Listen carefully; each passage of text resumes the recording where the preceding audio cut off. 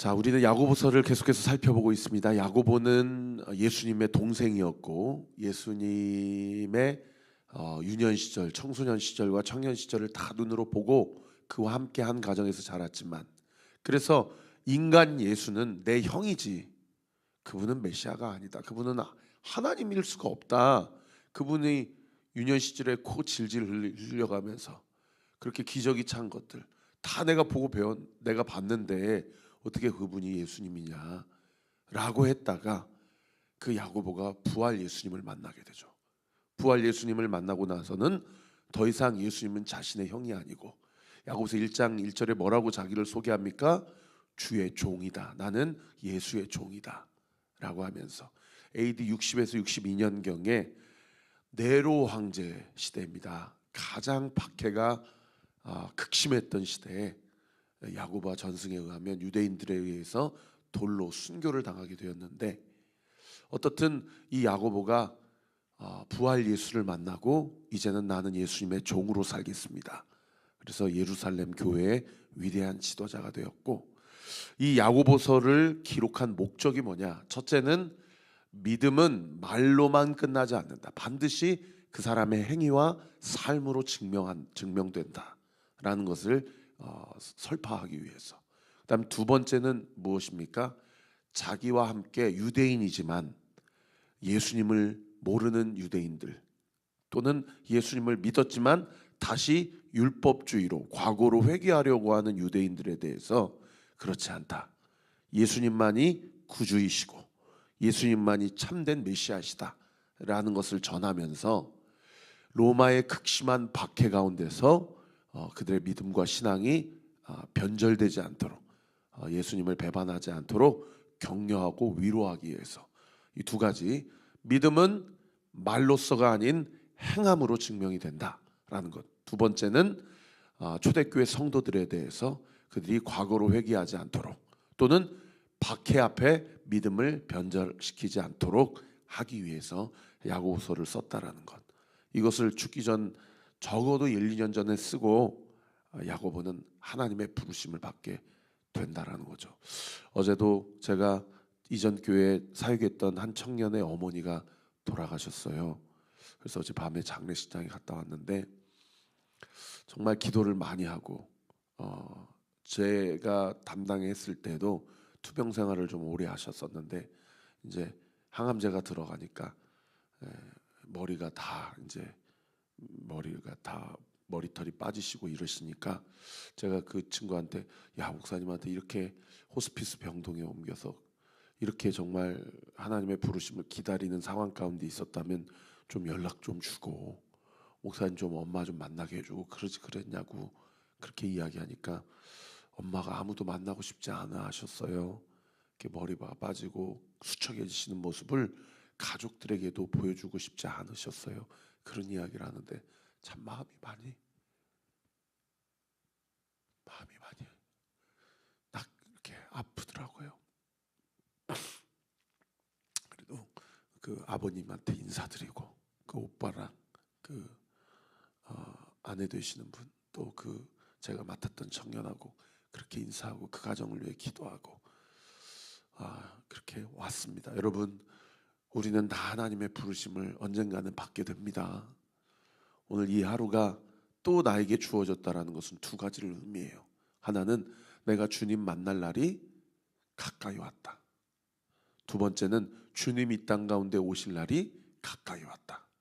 여러분, 오늘 이 하루도 오늘 이 아침에 주신 말씀 붙잡고 우리가 말씀 앞에 순종하는 저와 우리 모든 온리교회 성도들 되시기를 예수 그리스도 이름으로 축원합니다.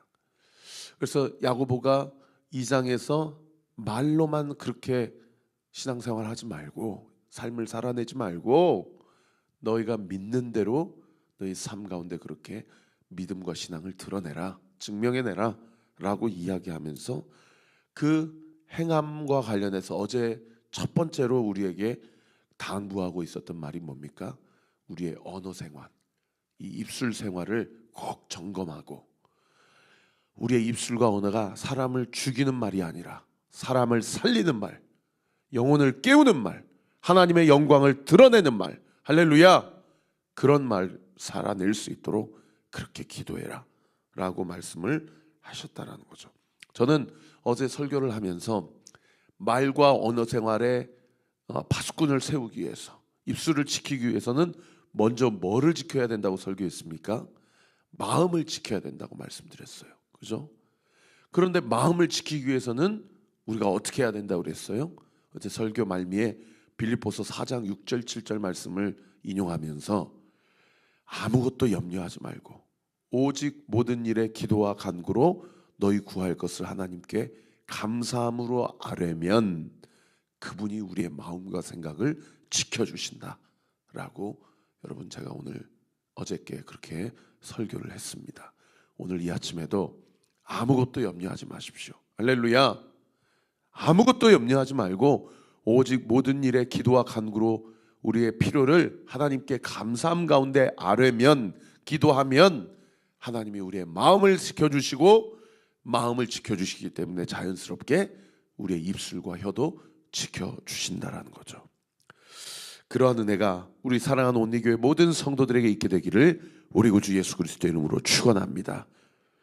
그러고 나서 오늘 본문 3장 마지막 부분 13절부터 끝절 18절까지는 위로부터 난 지혜와 총명에 대해서 이야기하고 있어요. 13절에 보십시다. 너희 중에 지혜와 총명이 있는 자가 누구냐? 그는 선행으로 말미암아 지혜 온유함으로 그 행함을 보일지니라 라고 이야기하고 있습니다. 말과 혀에 대해서 당부를 하고 난 다음에 야고보가 초대교회 성도들에게 또는 오늘날 우리에게 뭐라고 이야기합니까? 너희 중에 지혜가 있다고 하고 머리에 총명이 있다고 한 사람들, 그런 사람들이 있으면 한번 나와봐라. 지혜와 총명이 도대체 무엇이냐? 그리고 지혜와 총명 있는 자의 삶은 어떤 삶이냐라고 우리에게 반문하고 있다는 거예요. 만약 우리에게 지혜와 총명이 있다면 그것은 반드시 그 다음 구절에 뭐라고 그래요? 선행으로 말미암아 지혜의 온유함으로 그 행함을 보여야 된다. 사실 이 맥락은 야고보서 2장에 믿음은 행함으로 증명이 된다라는 영적 원리와 같은 맥락의 말씀이죠.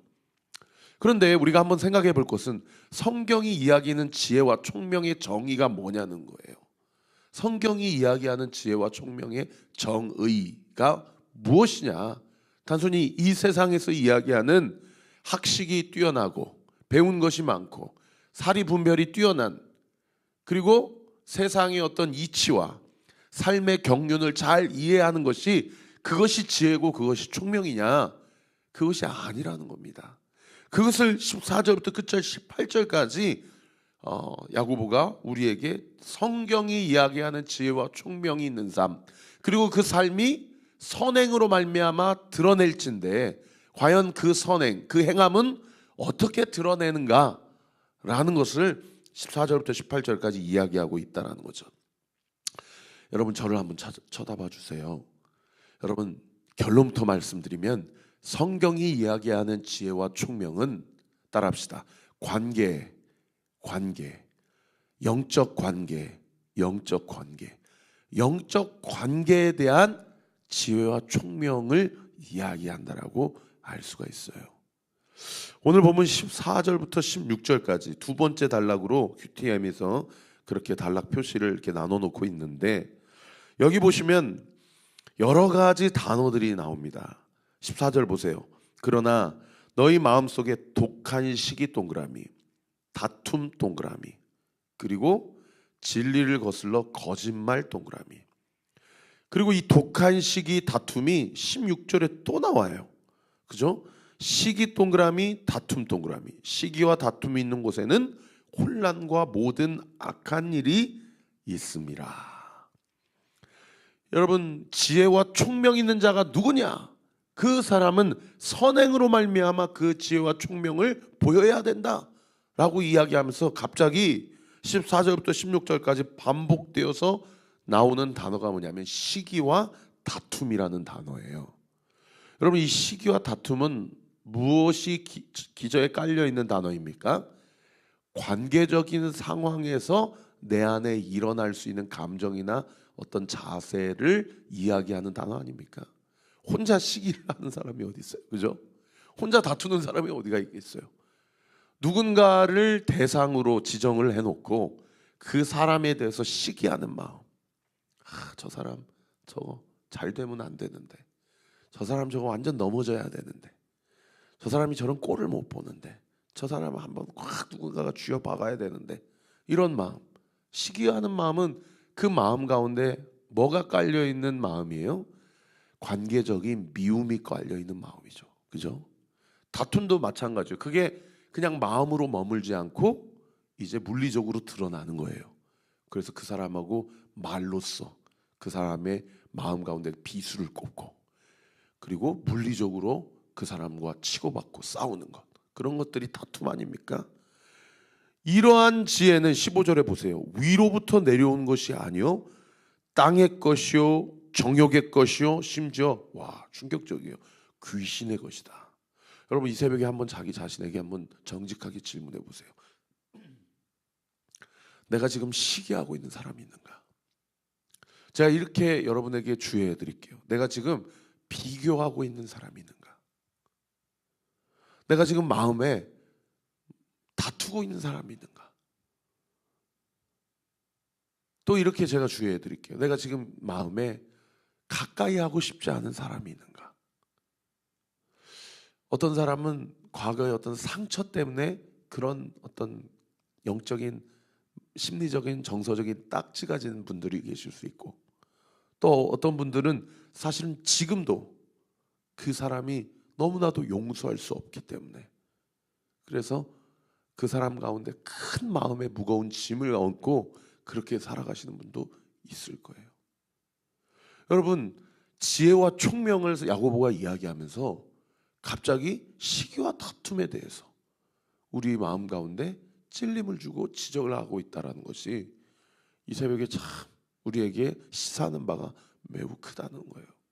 그러면 이것이 땅의 것이고 정욕의 것이고 심지어 귀신의 것이라고 얘기를 하는데, 야고보는 이 관계적인 시기와 다툼의 문제를 어떻게 우리에게 권면하고 솔루션을 제안하고 있는가? 그것이 바로 17절부터 18절까지 말씀이에요. 여러분 17절과 18절에 총 7가지 성령의 열매가 기록되어 있는데, 여러분 놀라운 것은요, 아까 제가 말씀드린 지혜와 총명이라는 이것이 관계 혹은 영적인 관계에서 오는 그러한 어떤 자세나 태도를 이야기한다라고 말씀드렸지 않습니까?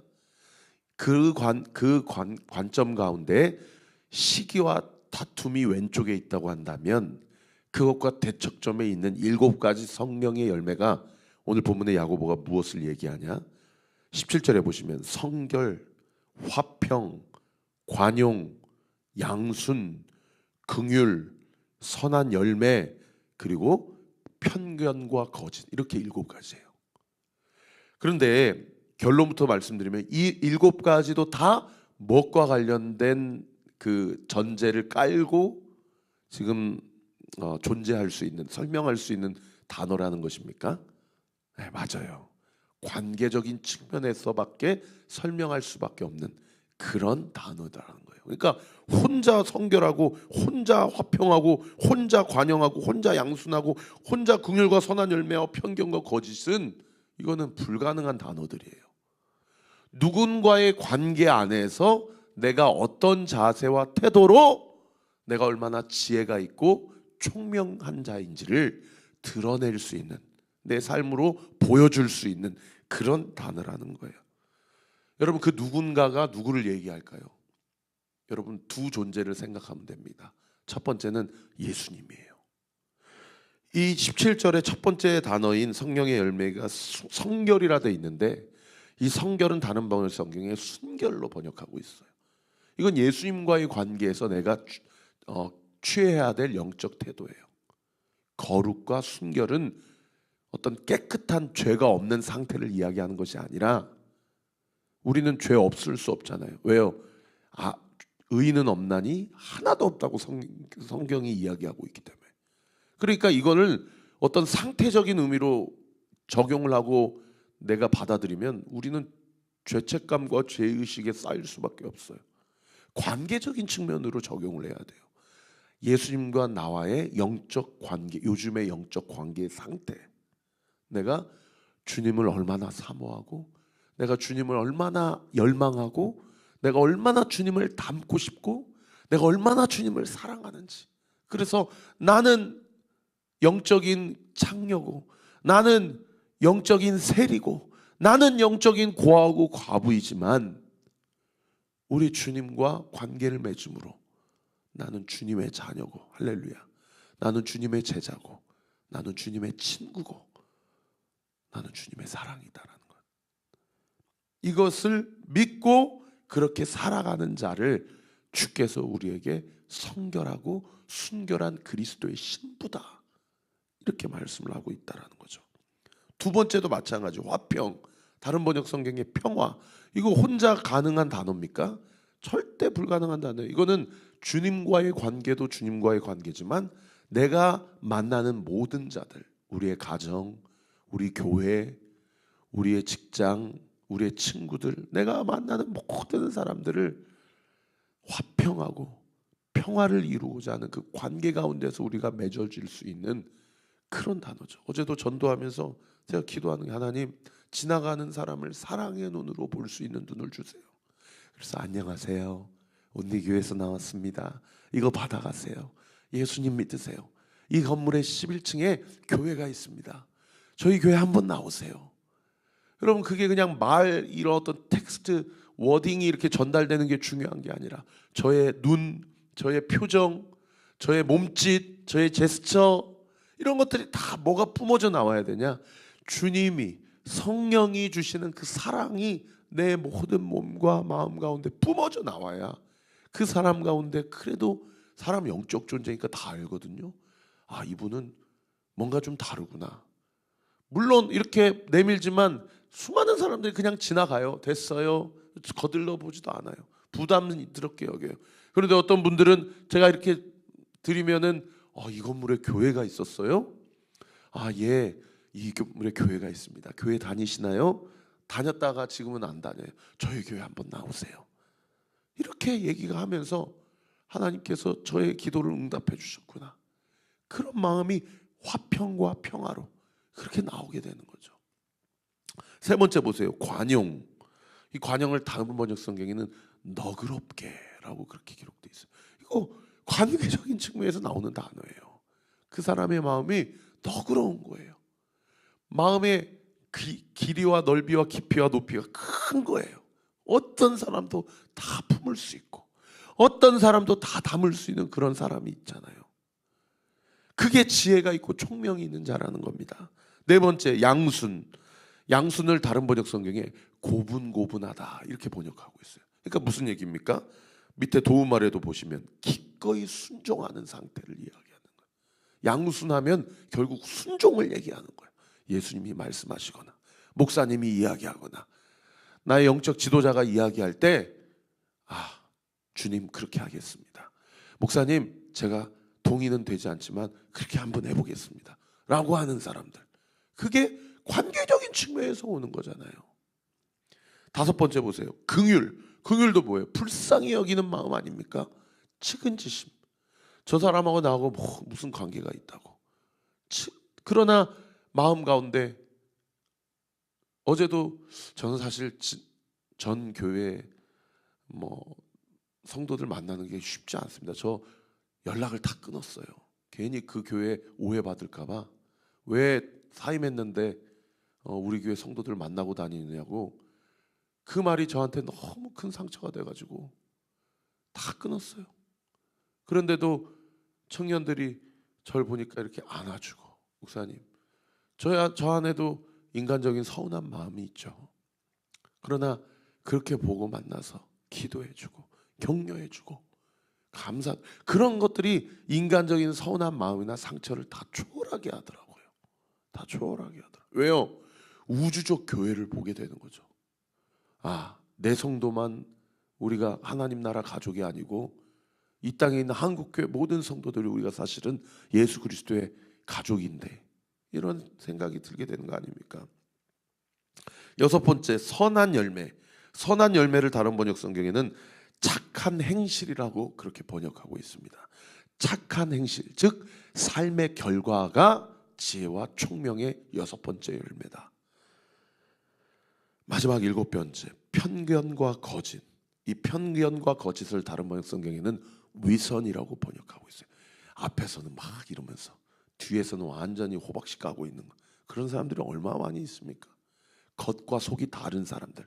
그러니까 관계적으로 마음에 뭐랄까요? 이렇게 용기가 나지 않아요. 어차피 저 사람도 내 뒤통수를 칠 거야. 어차피 저 사람도 내 등에 칼을 꽂을 거야.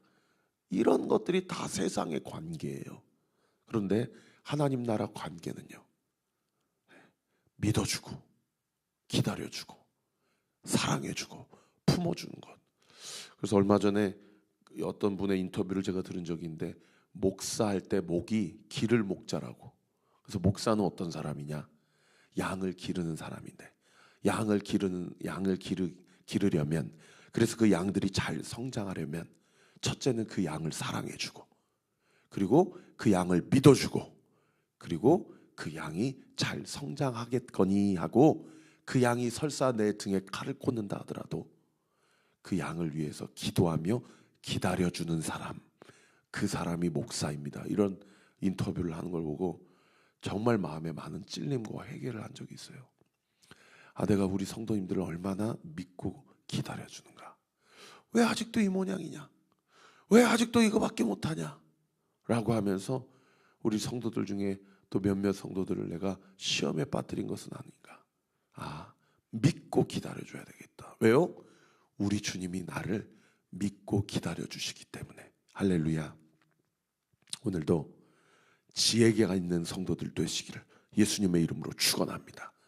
총명 있는 영적인 성도들이 되시기를 예수님의 이름으로 축원합니다. 성경이 말하는 지혜와 총명은 관계적인 측면이라는 것. 주님과의 관계, 내 주변 사람들과의 관계, 사랑하는 사람들과의 관계를 오늘 이 아침에도 한번 점검해 보시고, 오늘 이 말씀 깨달은 대로 실천하고 순종하는 저와 우리 모든 온리교회 성도들 되시기를 우리 구주 예수 그리스도의 이름으로 축원합니다. 기도하겠습니다. 아버지 하나님, 감사합니다.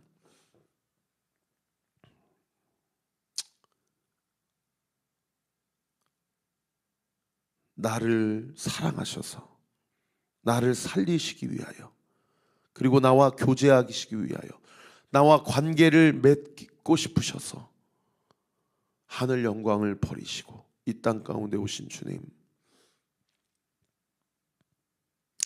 우리도 주님과 더 깊은 교제와 관계로 나아가기 위하여 오늘 이 하루도 지혜 있는 자, 총명한 자가 되고 싶습니다. 주님이 말씀하시는 이 7가지 열매가 우리의 삶 가운데 온전히 열매 맺어 나로서는, 내 힘으로서는 맺을 수 없는 이 열매를 주께서 맺게 하심으로 주님과 더욱 친밀한 관계로 우리의 삶에 영적인 안정감을 누리고 주님이 우리의 마음에 쉼을 주시는 그 안식을 누리는 저와 우리 모든 온리교회 성도들을 되게 하여 주옵소서. 오늘 이 새벽에 주 앞에 기도하는 모든 기도가 예수의 이름으로 응답될지어다, 응답될지어다, 응답될지어다 믿고 감사드리며 살아계신 예수 그리스도의 이름으로 기도하옵나이다. 아멘.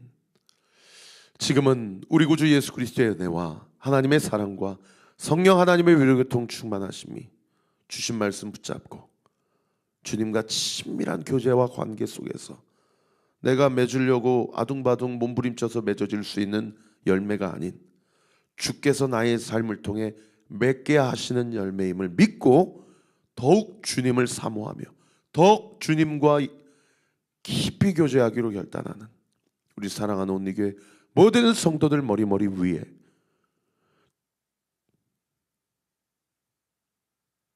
영원토록 함께 있을지어다. 아멘.